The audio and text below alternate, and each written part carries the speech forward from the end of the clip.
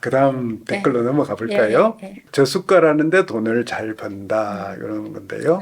의사들 우리나라 의료 수가 낮다 말하는데 미국도 메디케어 기준으로 의료 수가가 정해졌는데 보험사가 병원에 무작정 안 퍼준다. 의료 수가 낮은데 병원 의사들 떼돈 버냐? 이렇게 그러니까 했고요. 이제 수가가 낮지 않을 것이다. 네. 안 그러면 수가가 낮은데 너네들 어떻게 돈을 벌고 병원 건물을 맨날 짓냐. 이제 이런 거인데요.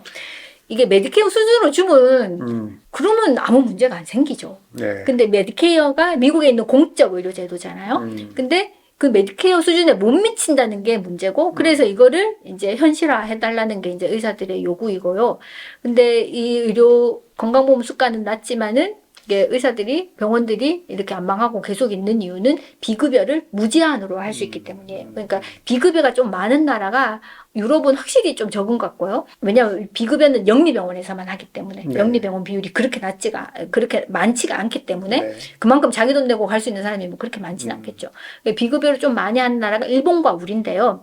일본은 비급여를 정부가 관리합니다. 최근에 왜 그 공단이 개원이 선생님들한테 비급여 하는 거 다 보고하라고 막 그래가지고 뭐 엄청 막 개원이 선생님들은 화났다고 그래요. 비급여 왜 너네가 통제하냐 이런 식으로. 근데 원래는 통제하는 게 맞아요. 네. 맞는데 그래서 이제 일본은 비급여를 국가가 통제하고요. 비급여 가격을 국가가 정해요. 그리고 어떤 특별한 의료기술이 들어왔을 때 그 의료기술을 할 수 있는 병원을 정해요. 그러니까 모든 병원이 다 신기술을 하는 건 아니에요. 예를 들어서 뭐 양성자다. 뭐 이런 게 들어왔다. 그러면은 치료는 뭐 한 100개의 의과대학이 있다면은 그 중에 한 뭐 서너 개만 해. 그리고 뭐 이런 새로운 기술이었다. 이건 또 다른 서너 개만 해. 이런 식으로 이게 나누어 준대요. 나누어 주고 이렇게 평가를 한다는 거예요. 그러니까 새로 의료기술이 들어왔을 때 이게 유효하고 안전한지에 대한 기본적인 에비던스가 있으니까 그 나라에서 인정을 하는 거잖아요. 근데 그건 딴 나라 데이터잖아요. 그래서 실제로 이걸 그 나라에 적용했을 때 정말 이 나라 사람에게도 유효하고 안전한지를 몇 년 동안 지켜본다는 거예요. 그래서 생각했던 것만큼 유효하거나 안전하지 않다고 생각하면 퇴출을 시킨대요. 일본은. 네. 근데 우리는 일단 들어오면 신의료 기술로 들어오면 퇴출이 안 돼요. 건강보험 등재가 안 돼도 계속 비급여로 남아 있어요. 그리고 비급여의 가격을 병원이 자체적으로 매길 수 있거든요. 그러니까 MRI 가격이 병원마다 다 다르지. 이제 지금은 이제 보험이 돼서 다르지만 그 보험 되기 전에는요. 이런 식으로 우리나라가 이 비급여를 무제한으로 할 수 있고 비급여 가격을 의료기관이 책정하도록 우리나라 보건복지부가 그렇게 만들었다. 네. 그러니까는 이제 의료 수가가 낮지만은 이게 병원이 안 망하고 돈을 버는 것이고요. 사실 돈을 벌면 안 되지만 그리고 진료량이 우리나라 의사의 한 명의 진료량이 OECD 국가 의사 진료량의 거의 3배가 넘습니다. 그러니까 이게 박리담에 뭐 이런 거 있잖아요. 그러니까 네.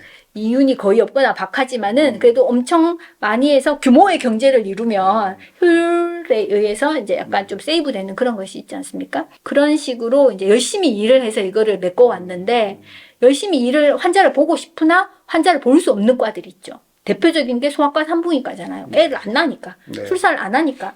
그러니까 그런 데가 이제 문을 닫는 거예요. 그러니까 소아과 전문의 선생님들이 다른 진료를 하고 산부인과 이제 전문의 선생님들이 분만 말고 다른 거를 할 수밖에 없는 거예요. 왜냐하면 수가가 낮으니까 N수, 숫자가 되어야지 이게 총액이 어느 정도 될 텐데 거기다 비급여 조금 더 하고 숫자 자체가 너무 반토막이 났으니까 그런 과들이 제일 타격을 많이 받는 거죠. 네. 그래서 이게 저수가인데 의사들이 병원들이 안 망하는 이유는 이제 이런 것 때문이다. 그러면 이 수가 수준이 어떻게 못 미치는지를 이제 이 의료정책연구소에서 이제 리포트를 하나 냈더라고요. 여기 보니까 10분, 20분, 30분, 40분 뭐 이런 식으로 진료 시간이에요. 이제 외래에 신환이 와서 진찰료를 보면 미국은 이거 이제 그 메디케이드 기준이라고 합니다. 여기 메디케어라고 되어 있네요. 뭐 근데 메디케어도 어차피 이제 공적 의료 제도니까요. 미국은 10분 진찰하면은 이게 이제 5만 원이죠. 그리고 20분 진찰하면은 9만 원, 30분은 한 13만 원 이런 식으로 시간에 따라서 증가할 뿐만 아니라 일단 10분이 5만 원이에요.